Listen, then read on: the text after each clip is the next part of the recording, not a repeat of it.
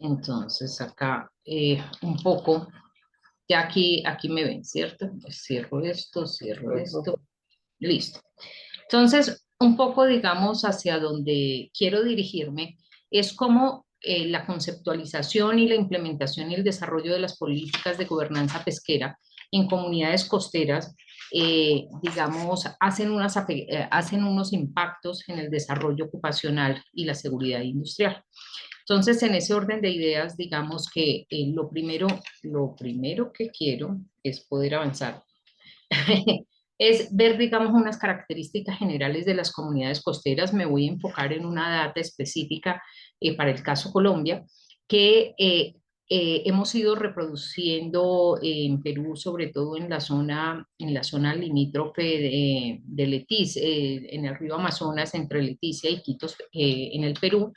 Y básicamente vamos a mirar los pescadores de origen ancestral, entendidos estos como personas originarias o nativas o originarias, o sea que siempre digamos, se han identificado como personas que pertenecen a los territorios o originarias. En el caso nuestro, por ejemplo, la zona insular de San Andrés y Providencia no era habitada, pero cuando se dan, digamos, como los procesos poblacionales, pues se convierten en comunidades originarias como pobladores originarios. Un poco, digamos, la dinámica de organización socioeconómica y cultural y parte de lo que en estos 4 años de trabajo y de estudio con las comunidades es, no podemos ver desagregada la ocupación de la naturaleza económica y cultural en las comunidades de origen ancestral, porque no existe esa lógica de separación que nosotros estamos mirando. Entonces, parte de las ocupaciones están inmersas en la propia cultura y se modulan o se van afectando entre ellas. Y un poco, digamos, el conocimiento sobre esas artes es un patrimonio inmaterial que se ha convertido hoy en un parafraseo que se ha consolidado, digamos, dentro de lo que son las reglas y las leyes y la forma de reglamentar la actividad. En el contexto colombiano, digamos que se reconocen varias cosas, y es que la pesca artesanal de origen ancestral, primero, es una actividad, la actividad es la vida misma en las comunidades pescadoras, o sea, la pesca no es una actividad económica, no es una actividad productiva, sino que es la vida misma. De hecho, normalmente en las zonas costeras, pues tienen unas restricciones geográficas y productivas y acceso a elementos que les permite como construir su vida misma a través de del maritorio, que es como la extensión no solamente del continente, sino que parte de su territorio se convierte en ese mar. Para muchas de estas comunidades, de hecho, la única forma de conectarse con el resto del mundo, de comunicarse, de ir y venir y de generar, digamos, dinámicas culturales, es el mar, que nosotros lo vemos a veces en los contextos solo como un tema recreativo o paisajístico. Para ellos es la misma autopista. La pesca artesanal es la fuente principal de alimento como actividad de sustento. Y cuando hablamos de sustento, no estamos hablando de las porciones para que una persona se alimente en condiciones mínimas y no se muere, sino de sustento desde proveerse de la proteína suficiente de origen animal para poder sobrevivir. Es una práctica de carácter no solo ancestral, sino artesanal. Y cuando hablamos de artesanal, estamos hablando de saberes muy antiguos en la forma de la manualidad en la que se desarrollan las actividades, y que hoy se lo atribuimos como si fueran un grupo ocupacional y realmente no a la ancestralidad que viene a través de estos pobladores. Se caracteriza por el tipo de herramienta que emplea, que ya las mencionaba, las artes, y la capacidad operativa disponible. O sea, las embarcaciones tienen unas limitaciones en capacidad y en almacenamiento, y los volúmenes que se obtienen e introduce en la misma actividad. ¿Qué implica esto? Que hay unas diferenciaciones entre para ser un pescador de sustento, ser un pescador artesanal o ser un pescador industrial. Está en función de la reglamentación de los volúmenes. la FAO y la República de Colombia desde el año 2000 hacen el reconocimiento de estos elementos. Y desde el año 2020, la FAO, que es, digamos, un ente multilateral que empieza, digamos, realmente a modelar o a modular en nuestros territorios latinoamericanos y en general en el mundo para los países que están la actividad pesquera. Y uno dice, ay, pero esto es nuevo, pero aquí hay una cosa interesante y es que hay 2.500 pescadores, 2.500.000 de pescadores que reconoce la FAO y estamos hablando que en promedio en estas zonas un grupo familiar puede estar conformado por 4.3 personas. Entonces, estamos hablando de un volumen importante de personas y quiero resaltar algo. Esto hoy lo estamos oyendo cotidianamente como si fuera algo nuevo, pero realmente la reglamentación de la conservación natural y la evaluación de los estados de los recursos de naturaleza pesquera o animal están marcados desde 1948. Con la creación de una entidad que empezó a liderar todos estos temas y después con la WWF y después entró la FAO, pero básicamente digamos que la protección viene dándose a lo largo de muchos años. En el caso de Colombia, para poder entender, digamos, los impactos que puede tener y la relevancia que tienen estos grupos poblacionales, es que nosotros de 2 millones de kilómetros cuadrados que tiene nuestro territorio, casi el 45% es mar. Entonces, nosotros estamos hablando que para nosotros debería ser de gran relevancia, gran importancia, porque tenemos además el privilegio de contar con dos mares, pero también ahí tenemos poblaciones que más adelante vamos a ver que son bastante vulnerables. Y el tema, digamos, de los bosques, de alguna manera se conectan, por ejemplo, en territorios costeros, porque es donde llega a desembocar, digamos, muchos de los ríos y ahí empieza a confluir parte de lo que son las dinámicas ocupacionales, en tanto que las desembocaduras generan unos desafíos mayores para la pesca. ¿Quiénes son mis pescadores artesanales? Gente pluriétnica, multicultural, gente que conviven, digamos, en los territorios, principalmente en el caso de Colombia, población afro y población indígena de diferentes naturalezas. Tenemos más de 200 grupos étnicos reconocidos que desarrollan su principal actividad y se ha venido monitoreando desde el 2012. En promedio, el 80% de la actividad para el caso, digamos, del Pacífico, que nos conecta con Perú, con Panamá, con Costa Rica, el 80% de la actividad productiva se descansa en la pesca. Y en los periodos que tienen que intercalar con otras actividades, desarrollan otras actividades como la agricultura, el comercio. En algunos territorios pueden llegar a criar animales. Sin embargo, digamos, dependiendo de la salinidad, a veces no se dan las pasturas para que puedan tener. En otros casos, digamos, desarrollan actividades de turismo. En otros más selváticos, también la pesca o la construcción cuando hay. Entonces, el primer punto desde el esquema ocupacional es que ellos son pluriactividad. Y eso genera de alguna manera una barrera para la forma como la reglamentación los ve, porque los ve puristas. Solo se dedica a la pesca, solo se dedica a esto y resulta que tienen que desarrollar muchas actividades, pero son una distribución comunal. Sin embargo, aquí hay algo que yo quiero apelar a que ustedes, la información que continuará, que no la vean como poblaciones en desventaja o pobrecitos, cosas de este estilo, porque básicamente lo que quiero presentarles es una radiografía en la que la forma de abordar desde una visión más general a solamente la actividad ocupacional puede mostrar, digamos, unos espectros mayores.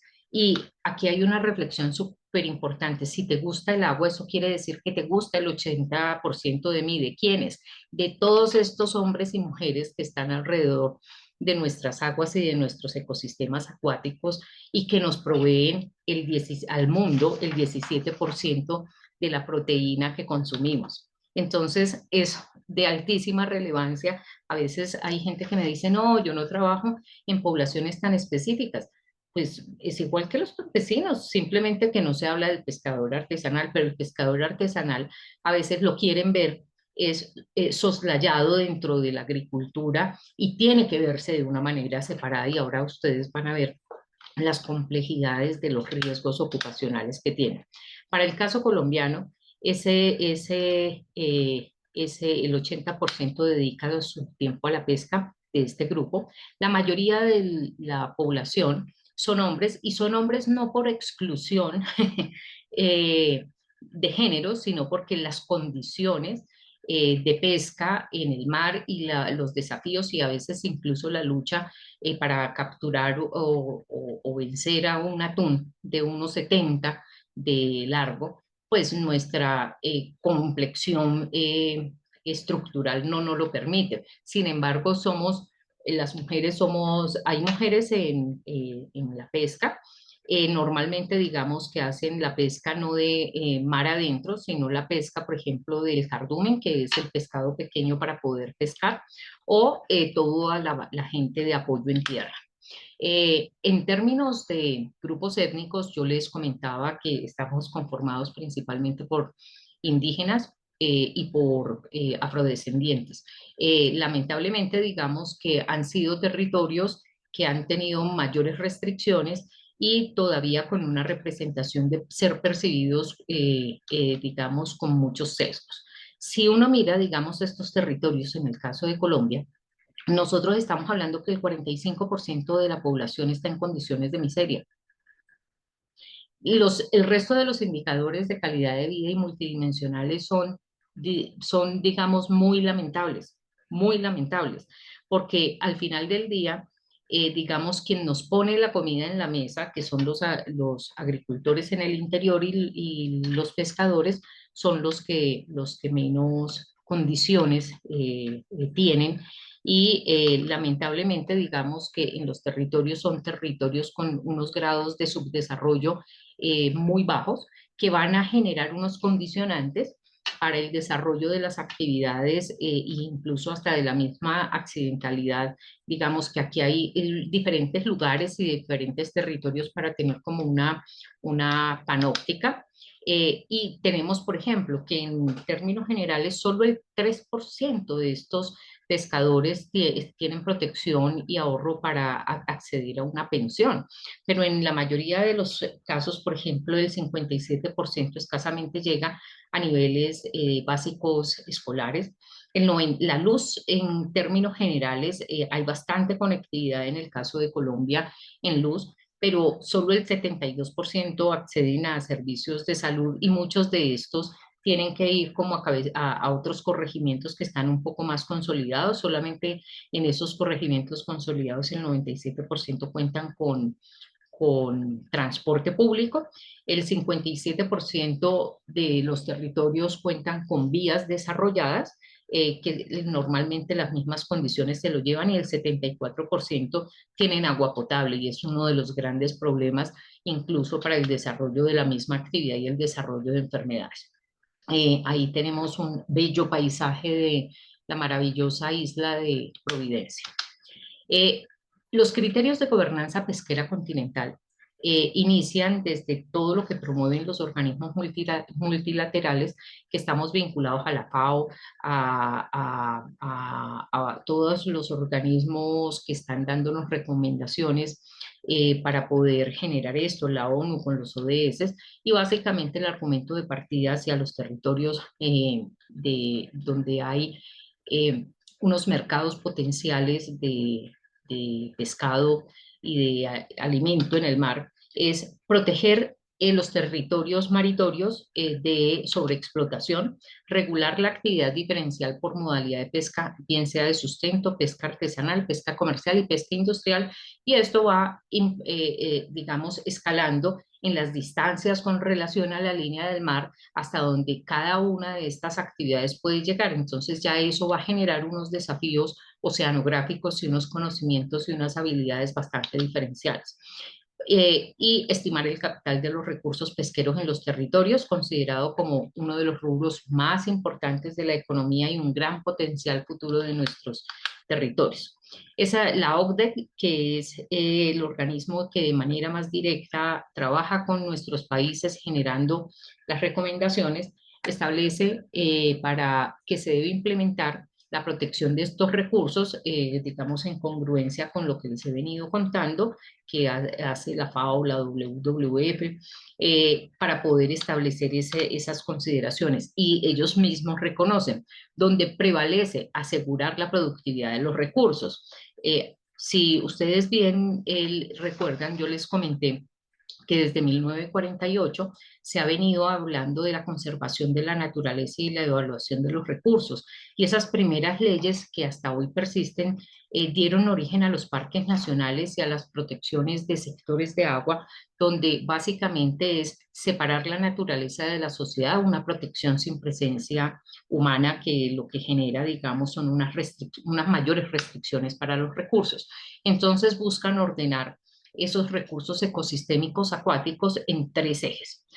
Una economía de mercado, una economía azul y una economía de sustento. Entonces, en la economía del sustento están los pescadores artesanales y lo vinculan con turismo comunitario que les hemos enseñado a nuestras comunidades, y parte del turismo comunitario a veces es salir incluso a pescar.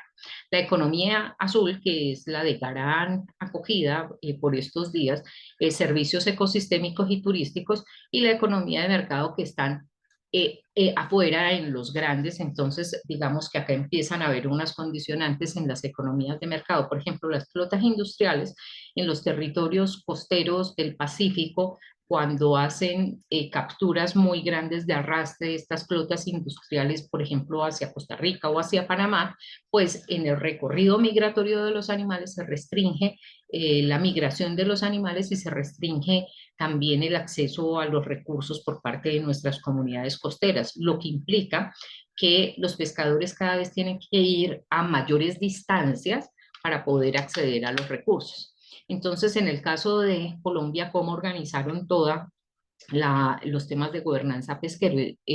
Desarrollaron unos ejes para poder establecer el desarrollo de la pesca desde la gobernanza pesquera, y es tomar control de los recursos, que sea sostenible, que haya un aprovechamiento socioeconómico, que haya protección al ecosistema y al ambiente, y que en el sistema hídrico se protejan las especies y las comunidades, y se consideren las comunidades de sustento, la cultura y el desarrollo. Hacen una serie de actividades y entonces tenemos 15 instituciones vinculadas a ese control. Entonces, dice uno, esto es desde el Ministerio de Relaciones Exteriores para poder generar acuerdos de cooperación, del Ministerio de Ambiente para protección, de Defensa para que no haya sobreexplotación, y son al final los que terminan haciendo como los controles incluso de las licencias para poder pescar, el Ministerio de Energía, Educación, Transporte, Armada Nacional, Planeación, DIMAR, que es la autoridad marítima, el Ministerio de Ciencias y otras organizaciones. Entonces, ellos dicen alrededor de las artes, los recursos y los métodos, hoy les dicen qué es lo que pueden usar, cómo lo pueden usar, dónde lo pueden usar, a qué distancia lo pueden usar. Entonces aquí se empieza a generar una fractura sobre los saberes ancestrales y el conocimiento originario de ellos sobre los territorios, cuando parafraseo y lo convierto en una ley y además restringo y no necesariamente conozco algunas de las cosas.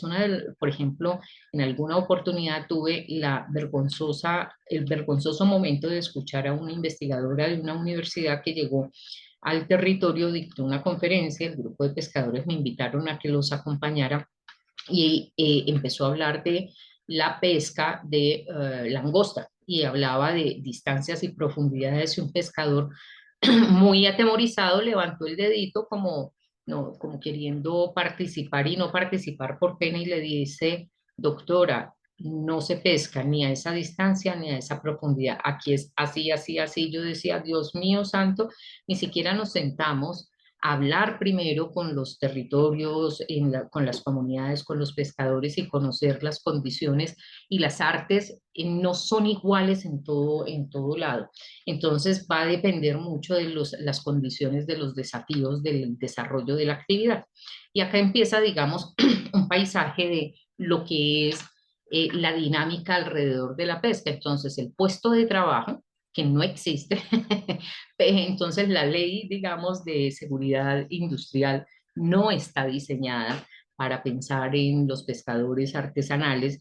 eh, eh, Les aplican, digamos, a los pescadores industriales como empresa la reglamentación y pasa, digamos, en Perú, pasa en Chile, pasa en Costa Rica, pasa en Panamá, pasa en el mismo España y finalmente, digamos, esta es la realidad que tiene. Unos espacios de unos largos, unos anchos y unos fondos limitados con una cantidad de dispositivos. Si ustedes ven, por ejemplo, sirven los botes, las lanchas sirven hasta de transporte, esta carga sobredimensionada, eh, las posiciones que ellos asumen, los elementos que tienen que llevar, porque además, por ejemplo, en el caso del margen derecho superior, eh, parte de esos baldes es para poder almacenar la producción que ellos tienen y fíjense que ahí ni siquiera estamos hablando que están llevando hielo ni elementos para salmarinar que se usan más hacia ríos que en zonas costeras para poder, digamos, conservar los productos. Y tenemos el señor de la camisa rosada, donde parte de lo que uno empieza a visualizar ahí son muchas de las operaciones ergonómicas que tiene que hacer alrededor de su actividad, que va no solamente en posición, en mantener equilibrio, en un elemento en movimiento, generar fuerza, a veces contracorriente, a veces les va mucho mejor en línea sobre corriente, recoger o hacer los giros para poder lanzar. Y en el margen derecho, fíjense que hay otro tipo de embarcación que tiene menos condiciones, por ejemplo, de protección, no tienen protección para el sol.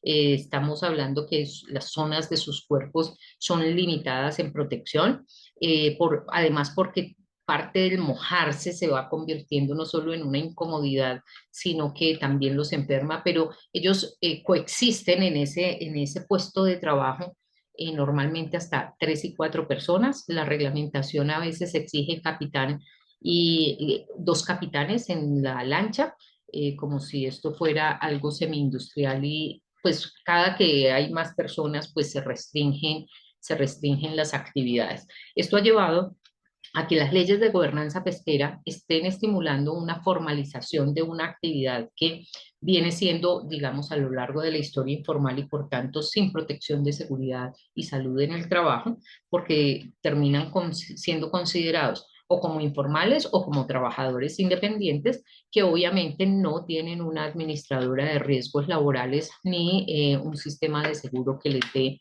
previsión. Entonces, en esos riesgos de seguridad y salud encontramos muchas variantes donde ellos están, digamos, no solamente expuestos a resbalarse, caerse, atraparse entre las mismas elementos que ellos están llevando, sino a veces incluso a quemarse porque tienen que hacer reparación de sus motores en el agua cuando dependiendo, digamos, si es de 2 tiempos o de 4 tiempos, los motores fuera de borda, las problemáticas pueden ser diferentes, pero al final del día, pues los motores están calientes, están expuestos a muchísimas cosas y sus propias casas o campamentos, pues los tienen que hacer, digamos, conviven la ropa con los alimentos, con la gasolina, con el lubricante y obviamente las condiciones operativas en las que trabajan, pues si ustedes ven en el margen derecho inferior, los pescadores se tienen que bajar con sus cestas, con su producido,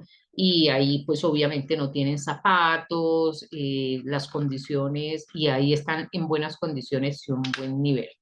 Los temas, digamos, de los contactos con diferentes tipos de productos, almacenamiento, el contacto con lubricantes, pues ustedes verán que acá no se cumplen con ninguna de las condiciones de seguridad ni de protección, ni de almacenamiento. Se almacena a veces gas gas propano, con la gasolina, con el lubricante, pero también, digamos, hasta con alimentos y bebidas. Eh, una de las cosas, cuando ya empieza uno a generar acá, que no se ven dentro de salud ocupacional, son los riesgos oceanográficos. Todas las personas que están en diferentes contextos oceanográficos o ecosistemas acuáticos, porque pueden tener unas variantes hacia los contextos de río, por ejemplo, el río Amazonas parece a veces se comporta a veces como si fuera oceanográfico diferente a unos ríos más internos. Entonces, en los oceanográficos hay unas variables externas como los vientos, las formaciones geográficas, las corrientes, el oleaje o tsunamis, corrientes, avalanchas, cuando son particularmente en algunos recorridos semicosteros que tienen que hacer, precipitaciones, nubosidad, tormentas, presión, profundidad, salinidad, son condicionantes oceanográficos que nosotros usualmente no consideramos porque no vemos al pescador artesanal como un grupo ocupacional y es un poco como el llamado y la invitación a que veamos a los pescadores como unas personas de un gran aporte a la economía de todos nuestros países y especialmente aquellos que tenemos costas y que hídricamente somos muy ricos.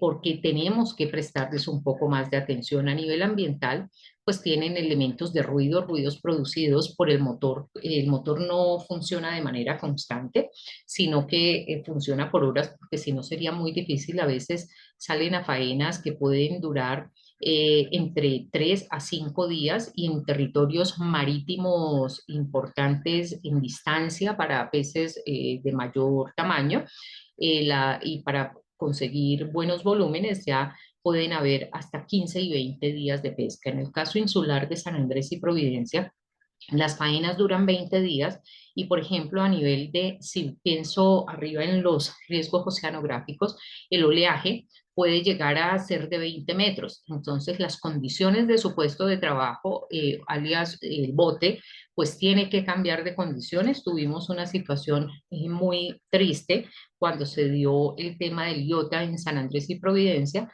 El Estado y muchas ONGs regalaron muchos botes. Resulta que los botes son para río, no sirven por las condiciones de cobertura de la proa y de las hebdoras y de las como unas fisuras para poder sacar el agua, no sirven para enfrentar oleajes de 20 metros.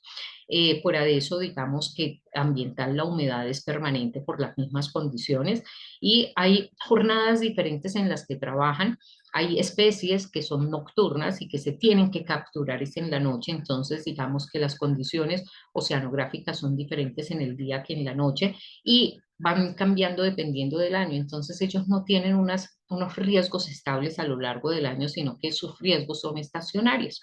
Eso genera unos desafíos maravillosos, pero realmente digamos que nosotros no leemos, dirían en Colombia, cuando hay alguna pieza de carne muy rica que hay que meterle el diente. Esa es un poco la invitación de hay que trabajar con ellos y para ellos el tema de lluvias y temperaturas.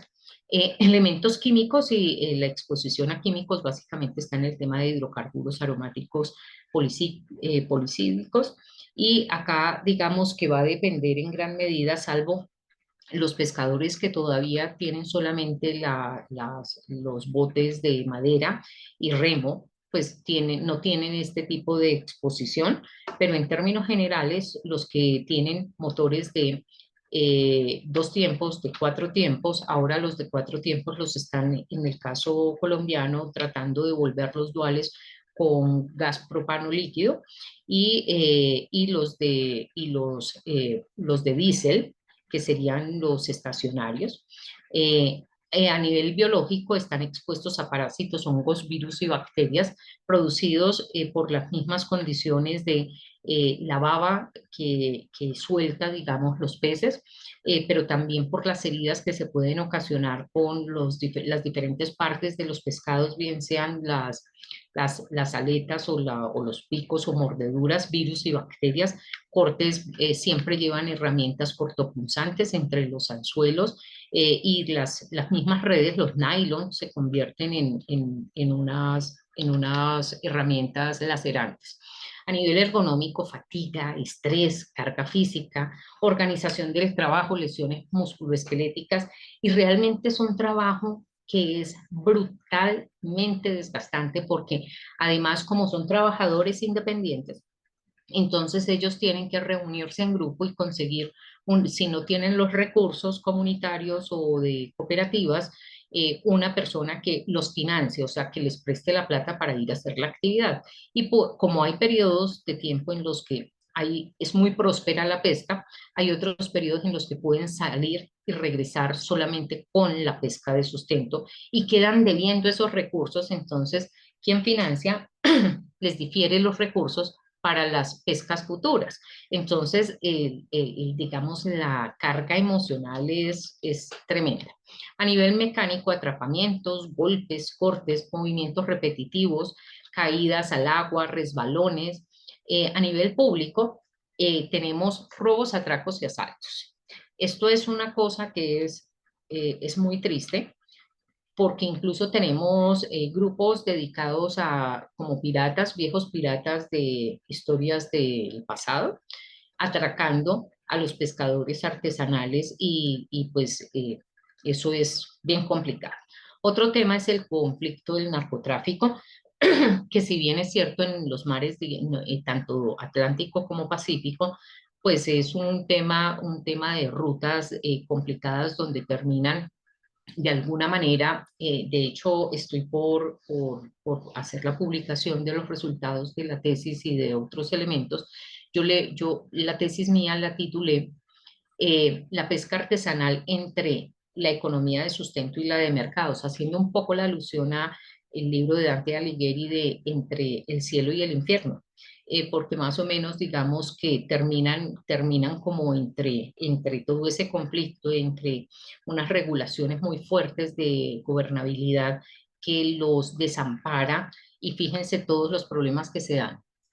Toda la parte de radiación por luz genera quemaduras de piel, lesiones en piel, y hay unos desarrollos de cáncer de neuroplasias cutáneas, que serían una enfermedad profesional que obviamente no se les reconoce porque no tienen protección.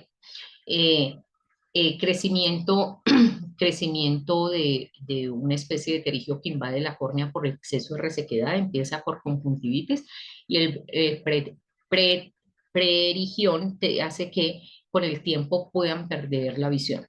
Pérdida de audición y dificultades de comunicación producto de esto, rinofaringitis, hipotermias, golpes de calor, deshidratación, alergias entre los dedos de los pies con todos estos temas de los hongos, infección por cortaduras que les mencionaba, trastornos de sueño, depresión, alcoholismo, agresión y suicidio. Esto es una cosa que en términos epidemiológicos no, digamos que lo saben, pero no lo publican. Y es básicamente, digamos, primero, las jornadas que ellos hacen, salen, por ejemplo, en algunos territorios, salen en la noche, a las 4 de la mañana para poder llegar a los puntos donde van a hacer la pesca, dependiendo del periodo del año el recorrido, y pueden estar en unos campamentos provisionales en zonas costeras, donde además hacen desplazamiento de hamacas para poder descansar. A veces llevan hasta una persona para que les apoye en la preparación de alimentos, y las condiciones pueden tener riesgos, entonces duermen muy mal. Cuando se empiezan a enfrentar con la baja productividad que pueden tener y no poder financiar, empiezan a tener problemas de depresión. En nuestras culturas costeras, la cerveza se convierte como en un elemento que quita hasta la sed, pero se va desarrollando alcoholismo.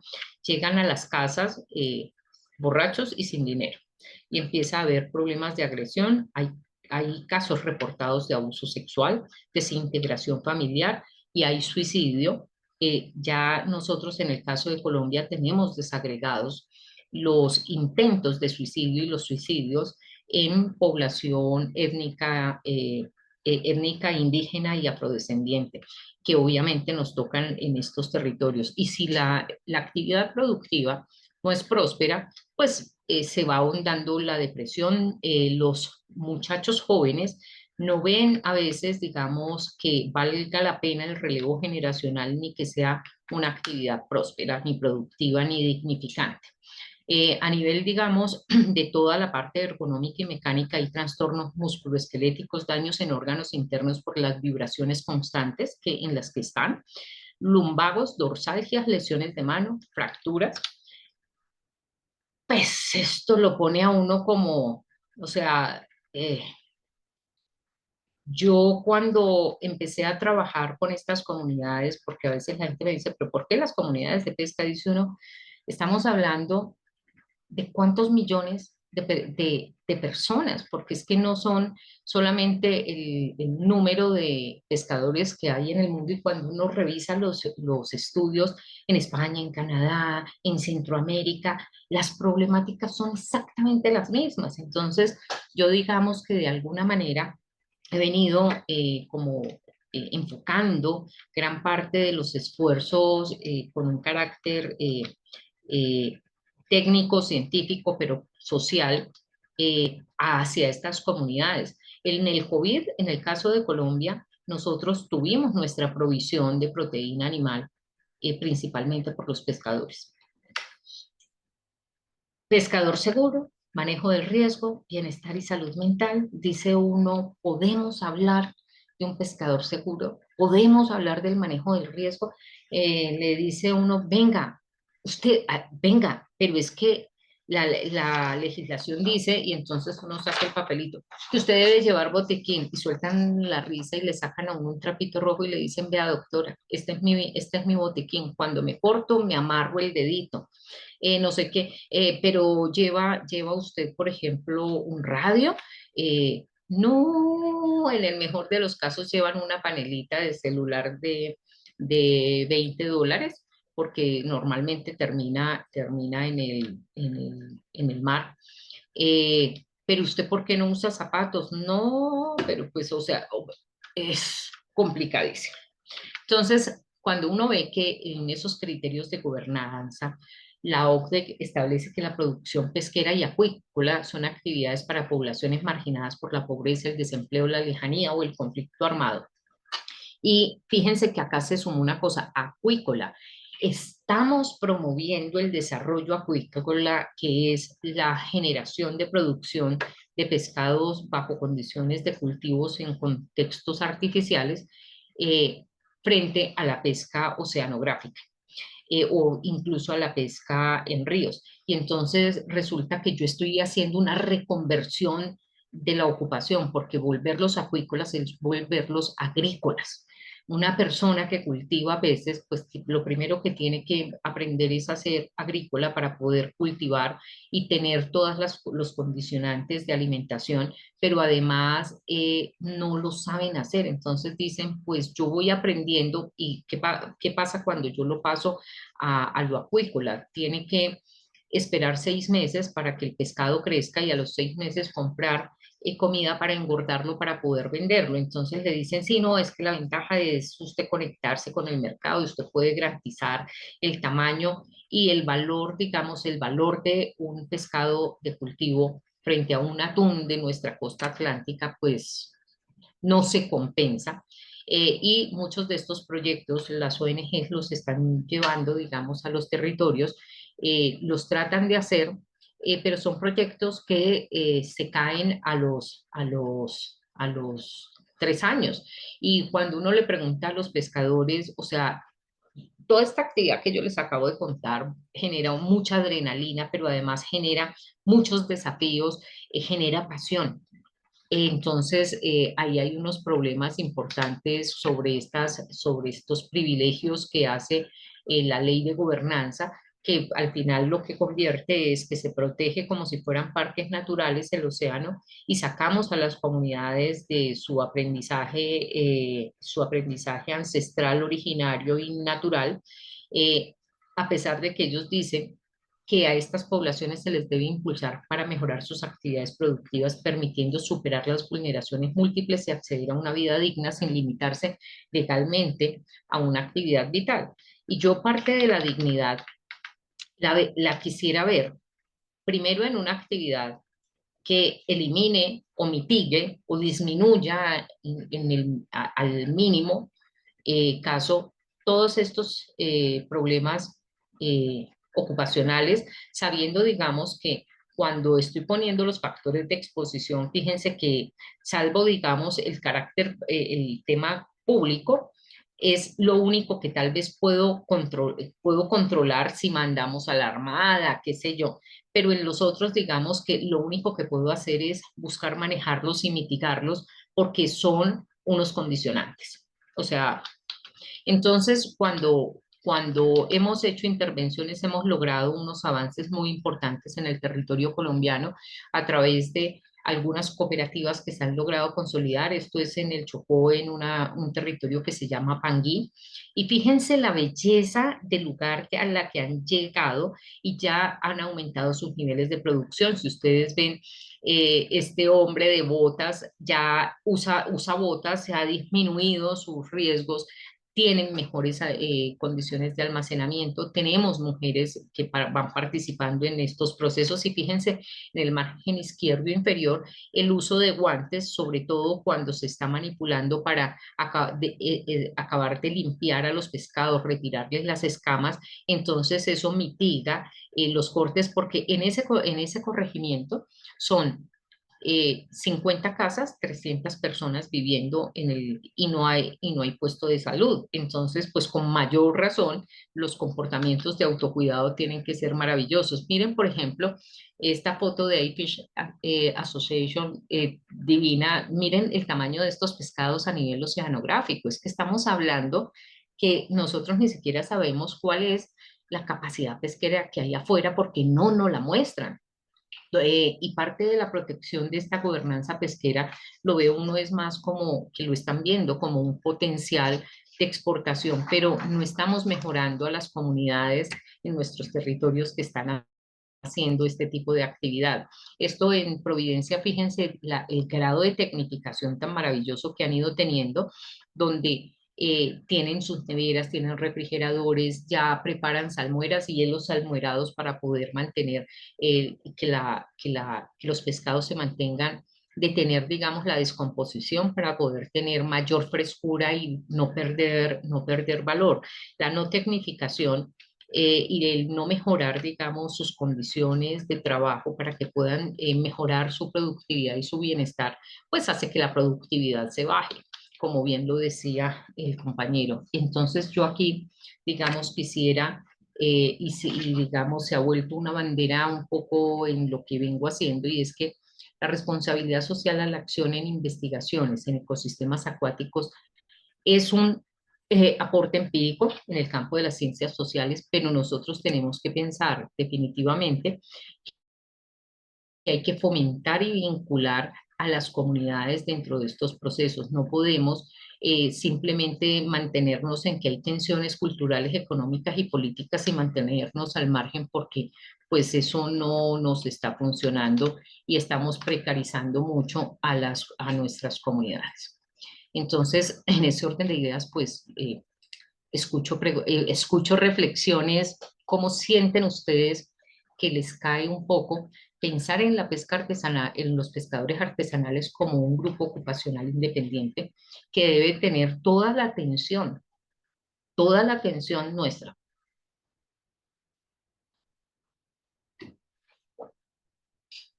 ¿Qué opina?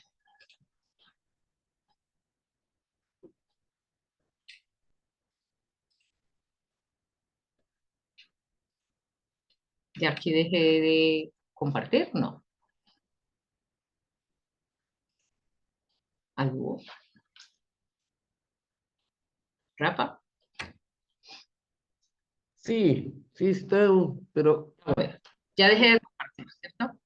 sí, sí, Entonces no sé si abren ahí los vemos. micrófonos y me dan sus opiniones. Hola, doctora, ¿cómo está? Muy buenas noches, ¿Cómo espero me que le se va? encuentre ¿Cómo ha bien. estado? Yo le pedí a Rafael cerrar con usted esta noche maravillosa con su ponencia, muy interesante.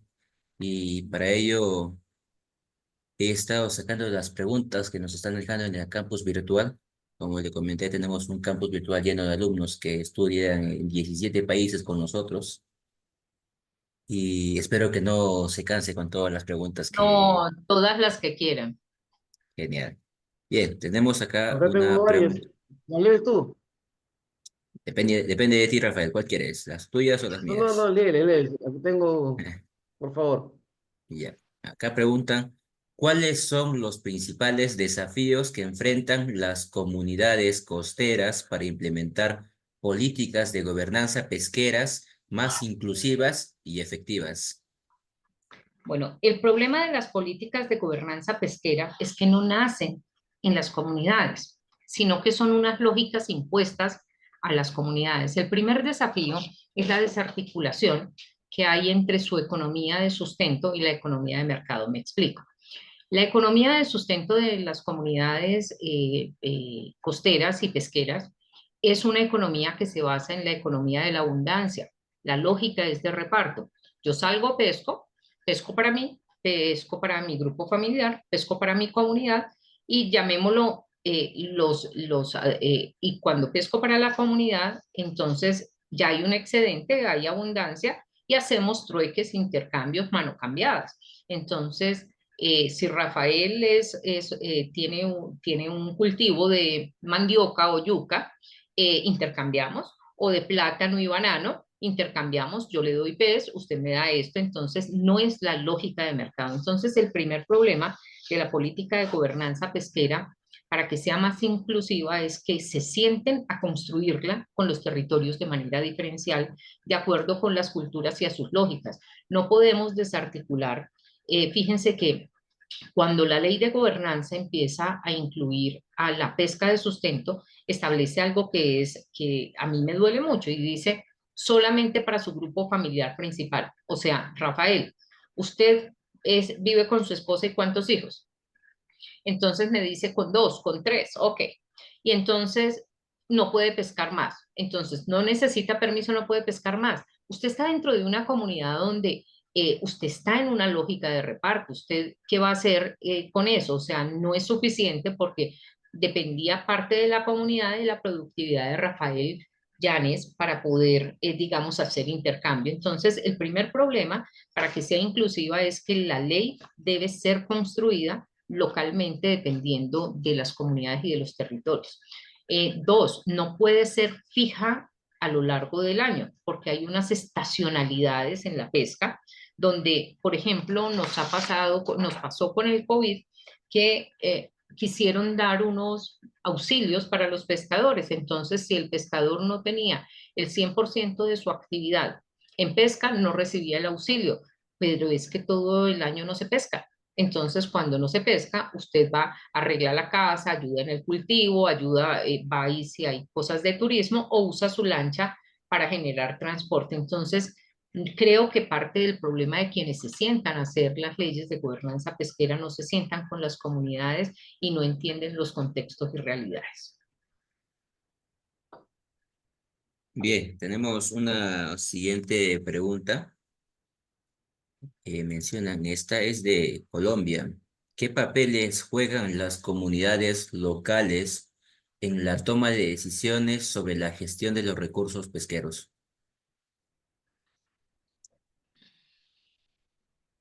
¿Qué papel juegan? Ellos, digamos que en las leyes no, digamos que una parte de la participación que les dan es en la, en la participación de conteo, estimación y de participar en investigaciones, pero no en la parte de reglamentación. De hecho, se sienten más fiscalizados y vigilados que, que gestores de la política. Entonces, por ejemplo, tenemos territorios que llevan un año de alguna manera haciendo desobediencia civil sin hacer registro pesquero para la autoridad de pesca que dice que tiene que informar cuánto pescó en volumen, en especie, en peso. Entonces hay territorio, porque entonces empiezan a decirle, venga, Por ejemplo, en la pesca artesanal, solamente están autorizados cuando tienen las licencias para llegar a pescas de 50 toneladas al año. 50 toneladas al año en un grupo poblacional de 300 viviendas que puede tener una comunidad grandecita. Estamos hablando que sería el equivalente a 125 gramos de proteína de pescado diario por persona. No alcanza a ser ni siquiera la proteína suficiente para su subsistencia, pues, en términos orgánicos. Entonces, ¿qué pasa con eso? Las comunidades no participan o se mantienen, digamos, al margen porque de alguna manera la ley de gobernanza los puso en una condición donde si usted no saca el carnet y no, usted es ilegal, no tiene permiso para pescar. Entonces, más del 50% están de alguna manera, entre comillas, haciendo una actividad no autorizada, o sea, ilegales. Entonces, pues la participación es quienes han tenido mayor vocería y participación, por ejemplo, en comunidades como el Chocó, es que ellos han llegado a desarrollar, tal vez es el ejemplo más consolidado de cooperativas asociadas, han llegado a consolidar una federación donde han logrado negociar territorios, la CEPA, que son como territorios y límites costeros hacia donde pueden llegar y de hecho ahora en noviembre tenemos, digamos, la Asamblea General y una de las cosas que van a plantear es renegociar con el gobierno las distancias para salida de pesca, pero son tal vez los que más voz tienen y los que más experiencia en participación tienen.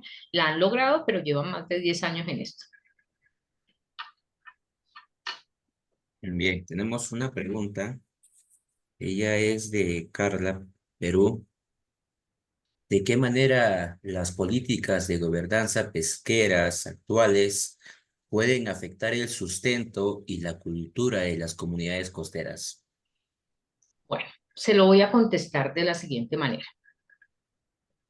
Me he metido a buscar dictar conferencias con los científicos del océano, porque ellos hacen mucha protección de territorios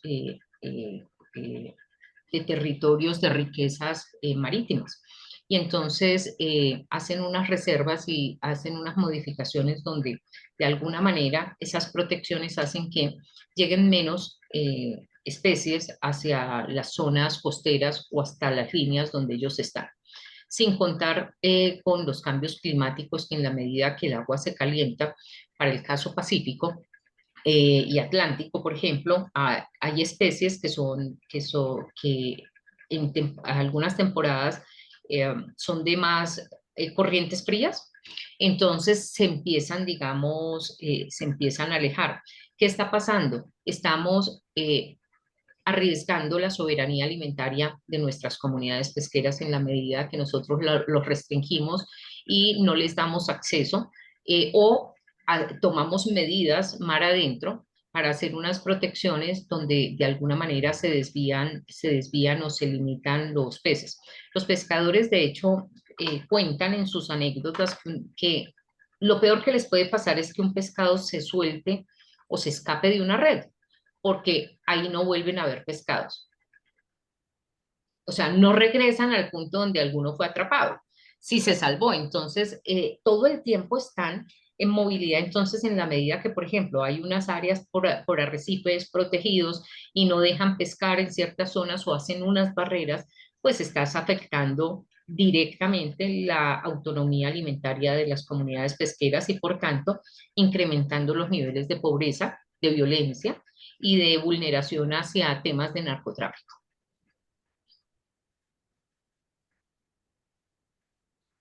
La siguiente pregunta, bueno, tenemos tres preguntas.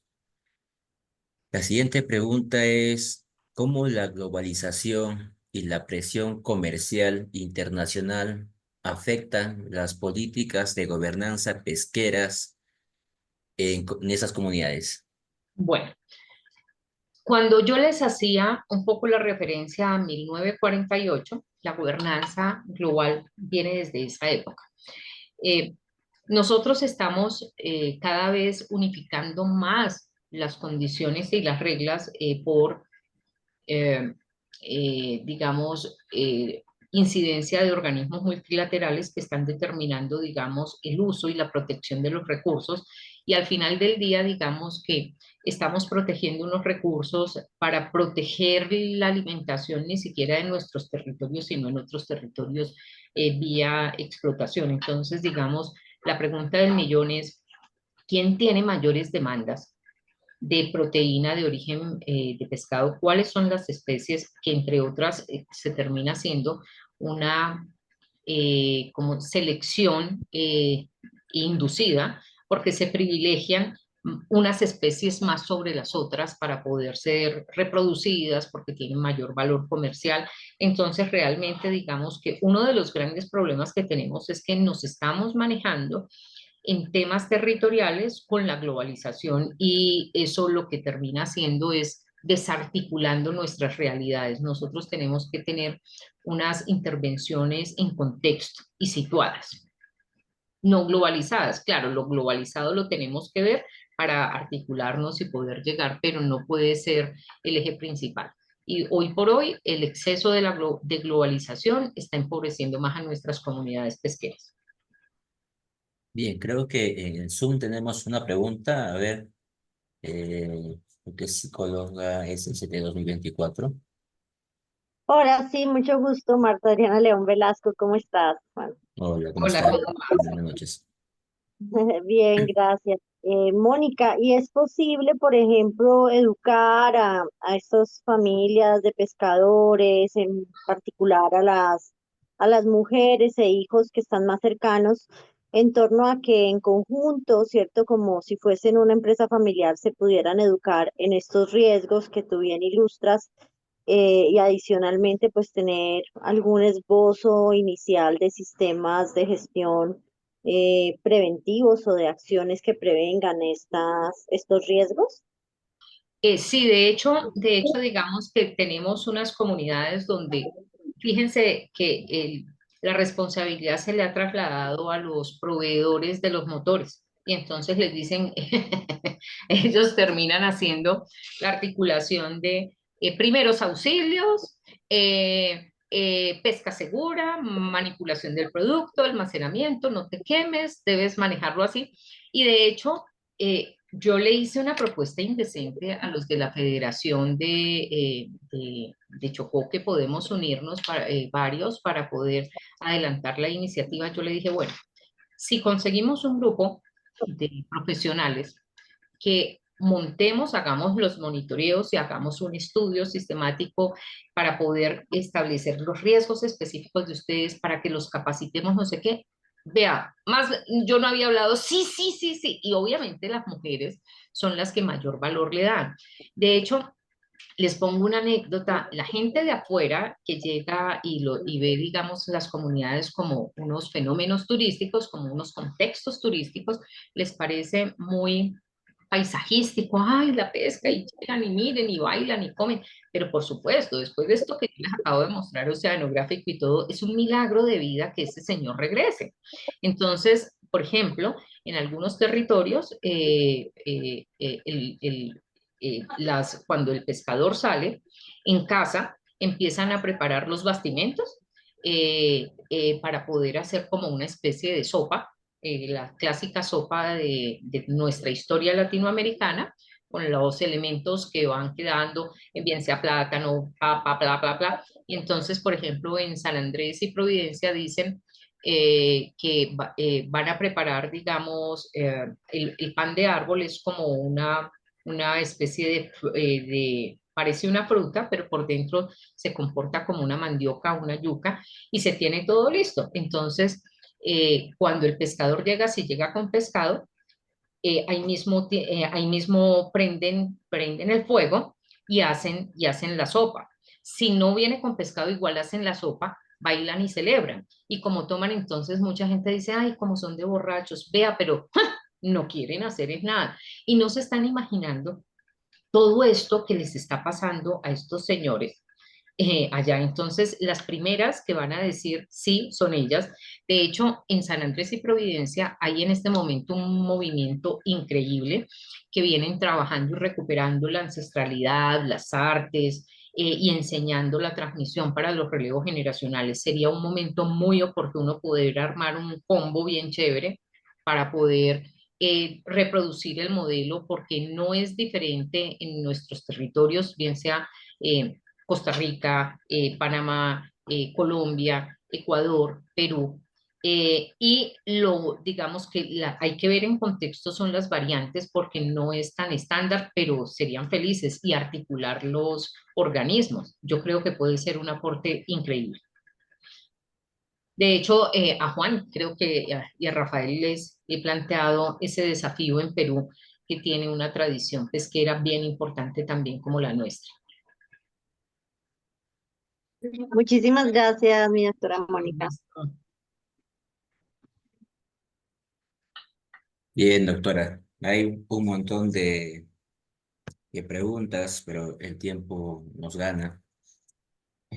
Nos gustaría seguir preguntando y preguntando y preguntando, pero ya las personas Pero se con que están les ya quede la retirando. reflexión de que una lancha es el puesto de trabajo y en ese puesto de trabajo y en ese espacio van tres y regresan con más o menos con 50, 70 kilos. Por ejemplo, hay un pirarucú que puede ser, en el caso, por ejemplo, de la Amazonía, que puede ser más grande de unos 70 o atunes que sin cabeza miden unos 50, unos 60.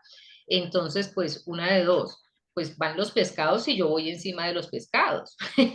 Entonces, pues la condición, y ahí está lo interesante, que empecemos a ver a los pescadores de una manera diferencial. Pero fíjese que ocurre un fenómeno acá. Por ejemplo, lamentablemente hay un monopolio en lo que respecta sector pesquero. Yo he tenido la oportunidad de hacer asesoría en empresa, ¿no? Una empresa que se llama Haidu, aquí. Entonces, hay como cierto tipo de monopolio, ¿no? Los artesanos, los pescadores artesanos, que salen en sus lanchas y todo lo demás, y se ha dado el caso de que, por ejemplo, quieren financiar para comprar, ¿cómo se llaman Los motores. las bolicheras? Ajá. Bolicheras, y ¡pum! Les ponen una traba y les dicen, no, que no le dan crédito, porque las grandes Sí. empresas son las que sacan el producto, entonces no les dejan pescar. Es que ahí, Rafael, hay, digamos, como una limitante. ¿En qué sentido? Que el acceso a la renovación de sus entablados, su lancha, sus motores, sus recursos, están supeditados a las lógicas de mercado. Entonces, a veces cogen y les dicen, no, es que usted no tiene historia financiera, no, es que usted no tiene con qué respaldar. Yo les quiero contar que una lancha puede estar costando más o menos, puede estar entre 15.000 a 40.000 dólares. Un motor está alrededor, un motor, digamos, de 20 caballos, puede Ujú. estar alrededor de 20.000 dólares en marca Gato, no en una marca súper reconocida. Entonces, y por ejemplo, a nivel de los ríos, uno ve motores estacionarios tipo las películas de Vietnam. Esos motores valen 5.000 dólares y les dura solo un año. Entonces, los ven como personas que no tienen una estabilidad económica, que no es cierto, pero digamos que ahí hay una ruptura con ese modelo de financiación. ¿Hay monopolio? Sí. ¿Hay personajes que quieren concentrar? Sí. Pero la forma como yo la he trabajado, a mí me da risa que a veces cuando hablo de las comunidades pesqueras me stalkean mucho y tratan de buscar cosas. No, yo trabajo con ellos y desde atrás. Y ese es una primer elemento de respeto con estos grupos, que no puede llegar uno tan frontal y hay que trabajar más desde asociaciones que están consolidadas para ir llegando, para que los chiquitos vayan llegando. Pero sí, es un desafío, es un ecosistema muy monopólico. Y si no se sacan a ellos de Entonces, ahí, los van a tener sometidos. habrá que ver cómo trabajar cuando sea ministro de Pesquería y Juan Carlos va a solucionar el problema. Ah, carambas, ¿cuándo se lanza? Cuéntenos y nos nacionalizamos para ir a votar. Todavía falta, doctora, creo que para el dos No, mil treinta y pero dos. los pescadores no esperan más. Estamos en vía de extinción y Perú, de hecho, si algo sabe es de la renta de los mares a extranjeros. Y eso no favorece a nuestras comunidades, las empobrece más. Porque de hecho, digamos que tienen que pasarse hacia una pesca industrial donde las condiciones laborales que están, entre comillas, más reguladas, mar adentro no hay regulación, no hay quien vaya a vigilar las condiciones laborales en Muy esos bien. grandes pesqueros. Súper interesante el tema, la verdad que nos hemos enganchado un poco con este aspecto porque también somos un país netamente costero, así que Dios. estamos preocupados por esto y la verdad que bien ilustrativa la ponencia del día de hoy. No, y tengo información, o sea, llevo 4 años que, o sea, hoy casualmente le comentaba a mi hijo, o sea, tengo tantos temas que puedo desagregar de los contenidos que dice uno, lo que hay es trabajo, pero no podemos no permitirles prosperar, no tener un trabajo digno, no sentir que sus territorios les permiten tener seguridad alimentaria. Ujú. Es un tema que da para más, así que Juan Carlos, Cuando voy a quieran. darte el pase para que cierres el día de hoy. La doctora cerró la ponencia con broche de oro, entonces yo he abierto en la mañana, ahora te toca cerrar el Congreso. Estamos casi, no casi, 12 horas con Wow. 14 minutos exactamente con lo del Congreso. Bien, Oye, doctora Mónica, muy agradecido por tu ponencia. Con Estamos mucho seguros gusto. que vamos a hacer muchas cosas importantes. Igualmente a todas las personas que nos están siguiendo por las redes sociales, por las plataformas de educación virtual. Hemos llegado a un pico de 9.000 personas presentes en este evento y, bueno, más de 9.000 personas en diferentes países que participan de estas actividades, que aprenden de todos los profesionales, aprenden de cada uno de nosotros y agradecerles por su tiempo, por su disposición. Ya son, como dice, 12 horas que estamos desarrollando el evento día tras día y nos quedan todavía 3 días más. Así que muchas gracias con todos los presentes. Nos vemos el día de mañana a las 9 de la mañana con las Permíteme, ponencias. Sí, si me claro. permites, yo les comparto mis datos si quieren por ay, ya no puedo compartir. Sí. Sí, está como anfitrión. Puede